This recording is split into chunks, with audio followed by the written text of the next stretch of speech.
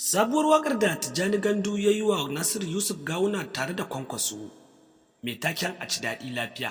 Tabbas a yanzu haka waƙar ta bar baya da ƙura bayan kasancewar irin yadda 'yan jam'iyyar APC suka fito kwansu da kwarkwatarsu don nuna rashin yadda tare da bayyana cewa tabbas ba su amince da wannan lamarin ba. Bayan kasancewar irin yadda suka ga dukkanin manya-manyan 'yan siyasa na komawa sabuwar jam'iyyar nan ta ADC. Hakan ya tabbatar da cewa dole sai an kayar da gwamnatin shugaban ƙasar Najeriya Bola Ahmed Tinubu. Tabbas kwarai da gaske bayan kasancewar irin yadda mawaƙin Tijjani Gandu ya saki zazzafar waƙar tasa tare da gwangwaje Kwankwaso da kuma Nasiru Yusuf Gawuna wanda ake shirin nadawa a shekarar 2027. Hakan ya tabbatar da gwamnan jihar Kano injiniya Abba Kabir Yusuf cewa ya yi gwari bayan barinsa jam'iyyar nan ta ADC. Sai dai amma a yayin da wasu kuma ke bayyana cewa ya duba fitarsa ne tare da samun kuɗin da zai yi. Hakan ya sa ya bar jam'iyyar ta ADC tun tana lokacin NNPP. Tabbas a yanzu haka masu sauraro sai ku gyara zama don jin irin yadda 'yan jam'iyyar APC tare da wasu daga cikin mutanen ke bayyana nuna rashin yadda da kuma nuna rashin jin daɗi kan wannan sabuwar jam'iyya ta Malam Ibrahim Khalil wato jam'iyyar ADC ɗin da aka buɗe. Hakan ya tabbatar musu da cewa tabbas sai an kayar da gwamnatin shugaban ƙasar Najeriya Bola Ahmed Tinubu a shekarar nan ta 2027. Tabbas sabuwar waƙar da Tijjani Gandu ya yi wa gwamnan jihar Kano injiniya Abba Kabir Yusuf da kuma wacce ya yi wa Nasiru Yusuf Gawuna a yanzu haka al'umma da dama na bayyana cewa sun bar ta Nasiru Yusuf Gawuna a matsayin ta jam'iyyar ADC, ita kuma ta Abba gida an barta a matsayin jam'iyyar APC. Sai dai amma yanzu sun dawo da karakiyar gwamnan jihar Kano injiniya Abba Kabir Yusuf.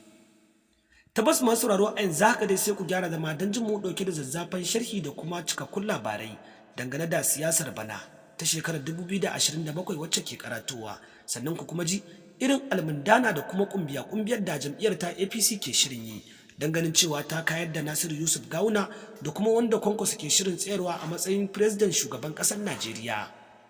Sai dai amma kafin jin wannan cikakken labarin da kuma kaɗan daga cikin sabuwar waƙar da Tijjani Gandu ya ƙara saki a shekarar 2026, muna mai ƙara tunatar muku idan wannan shine zuwanku na farko wannan shafin namu mai albarka na Zalla TV, ku daure ku je ku danna mana alamar subscribing sannan ku danna ƙararrawar sanarwa domin ta haka ne za mu tabbatar da kuna samun dukkanin cikakkun sharhinmu da kuma zafafan labaranmu da ma ingantattun bidiyoyin waɗanda muke ɗauke da su da zarar mun ɗora. Daga bisani kuma za ku ji cewa tabbas 'yan jam'iyyar ADC na bayyana cewa sun ga alamun fa mawaƙi Dauda Kahutu Rarara na shirin dawowa jam'iyyar ADC bayan kasancewar irin yadda ya ga cewa dukkanin manya-manyan 'yan siyasa tare da kamsiloli sun koma jam'iyyar ta ADC wato jam'iyyar Malam Ibrahim Khalil don cin wannan zaben shekarar. Hakan ya tabbatar da cewa tabbas Nasiru Yusuf Gawuna zai samu nasara da kuma sa'a tunda har ya dawo bayan Kwankwaso bayan kasancewar irin yadda gwamnan jihar Kano injiniya Abba Kabir Yusuf ya bar jam'iyyar NNPP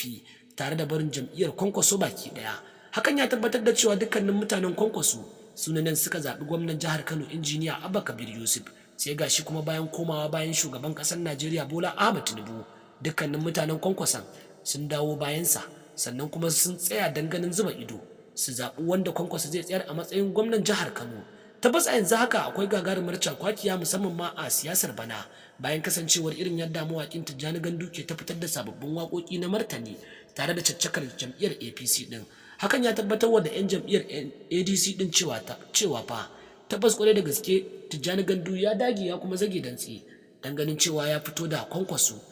da kuma wanda zai tsayar a matsayin wanda zai mulki jihar Kano baki daya. Tabbas masu sauraro me za ku iya cewa dangane da irin abubuwan da ke faruwa musamman ma a daidai wannan lokaci bayan karantowar lokacin zaɓe, bayan kasancewar irin yadda al'umma da dama ke bayyana cewa ba za su ƙara zaɓar shugaban ƙasar Najeriya Bola Ahmed Tinubu ba, sai dai wasu kuma na bayyana cewa tabbas Tinubu zai koma kan kujerarsa. Shin kuna ganin cewa Tinubu zai koma ko kuma za a kada shi ne a shekarar 2027? Tabbas muna jiran ra'ayoyinku a comment. Sannan za ku iya bayyana mana dukkanin irin abubuwan da kuke ganin cewa za su iya faruwa da kuma irin shirye-shiryen da gwamnati ke yi a yanzu haka musamman ma daidai karatuwar wannan lokaci da kuma irin shirin da kotun INEC ke yi don ganin cewa ta dakatar da dukkanin al'ummar da ke ci gaba da shiga jam'iyyar ta ADC wato sabuwar jam'iyyar Malam Ibrahim Khalil din. Babu shakka masu sauraro don ci gaba da samun cikakkun labaranmu da kuma samun sababbin waƙoƙi wanda za mu ke ci gaba da kawo muku, muna mai ƙara tunatar muku ku daure ku je ku danna mana subscribing da ƙararrawar sanarwa don samun labaran namu kai tsaye da zarar mun ɗora. Mun gode da kasancewa da mu da kuke yi a koda yaushe. a wannan shafin namu mai albarka.